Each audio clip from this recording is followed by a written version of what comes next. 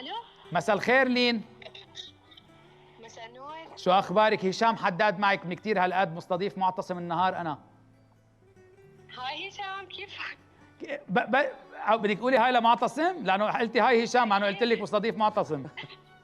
اكيد هاي معتصم. هاي نقول. اول شيء حطينا صورتك على السكرين، نزلوا دموعه معتصم حبيبتي بس شاف الصوره.